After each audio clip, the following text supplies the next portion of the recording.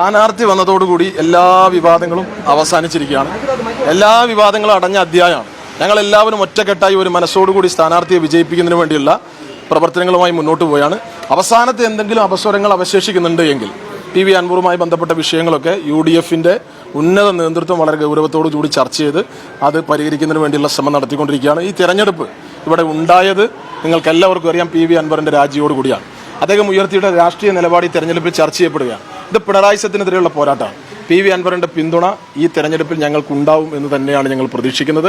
അദ്ദേഹവുമായി ബന്ധപ്പെട്ട് UDFന്റെ നേതാക്കന്മാർ ചർച്ച നടത്തിയ വിഷയങ്ങളെല്ലാം പരിഹരിച്ച് എല്ലാവരും ഒറ്റക്കെട്ടായി ഒരു മനസ്സോടുകൂടി 3,56,00,000 വരുന്ന കേരളത്തിലെ മുഴുവൻ ജനങ്ങളുടെയും മനസാക്ഷിയുടെ പ്രാർത്ഥന ഈ തെരഞ്ഞെടുപ്പിൽ ഞങ്ങൾക്കൊപ്പമുണ്ട്. മിന്നും വിജയം നേടി പിണറായി സത്തെ തറപറ്റിക്കുന്നതിന് വേണ്ടിയുള്ള യുദ്ധത്തിൽ ഞങ്ങളോടൊപ്പം എല്ലാവരും ഉണ്ടാവും.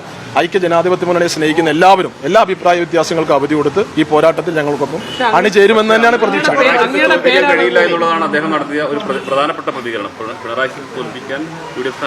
എല്ലാ പ്രശ്നങ്ങളും തീരും, നിങ്ങൾ കാത്തിരിക്കൂ, എല്ലാ വിഷയങ്ങളും തീരും.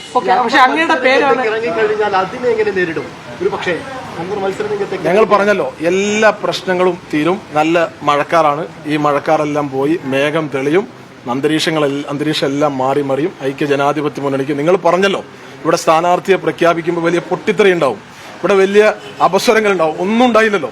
അപ്പോൾ ഇതും അതുപോലെയാണ്. ഇപ്പോൾ നിങ്ങൾ ആ വിഷയം വിട്ടു. ഞങ്ങൾ പറയുന്നത്, നിങ്ങളിപ്പോൾ അടിയന്തരമായി ചർച്ച ചെയ്യേണ്ടത് ഇടതുപക്ഷ ജനാധിപത്യ മുന്നണിക്ക് ഇവിടെ സ്ഥാനാർത്ഥിയില്ല. ഈ കേരളത്തിന്റെ എല്ലാ തെരഞ്ഞെടുപ്പ് ചരിത്രം പരിശോധിച്ചാലും ഈ 4 തെരഞ്ഞെടുപ്പ് ഒഴിച്ചു നിർത്തിയാൽ ബാക്കി എല്ലാ തെരഞ്ഞെടുപ്പിലും തെരഞ്ഞെടുപ്പ് പ്രഖ്യാപിക്കുന്നതിന് മുമ്പ് തന്നെ CPM സ്ഥാനാർത്ഥിയെ പ്രഖ്യാപിച്ചിരുന്നു. അവർ കളം പിടിച്ചിരുന്നു. ഇതുവരെ സ്ഥാനാർത്ഥിയെ തീരുമാനിക്കാൻ CPMന് കഴിഞ്ഞിട്ടില്ല. ഞങ്ങൾ ആത്മാർത്ഥമായിട്ട് ചോദിക്കുകയാണ്, പിണറായി വിജയൻ നിലമ്പൂരിൽ മത്സരിക്കാൻ താല്പര്യമുണ്ടോ?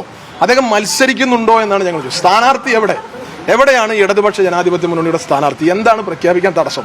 ഞങ്ങൾ സ്ഥാനാർത്ഥിയെ പ്രഖ്യാപിച്ചു, ഞങ്ങൾ കളം പിടിച്ചു, ഞങ്ങൾ പ്രചരണം ആരംഭിച്ചു.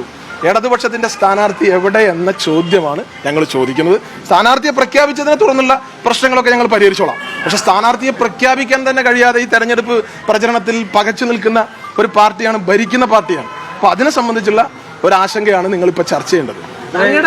നിരുപാധിക പിന്തുണയായിരുന്നു അൻവർ UDFന് പ്രഖ്യാപിച്ചിരുന്നത്. എന്നാൽ സ്ഥാനാർത്ഥി പ്രഖ്യാപനത്തിൽ അതെല്ലാം അവസാനിക്കും, എല്ലാ വിവാദങ്ങളും അവസാനിക്കും.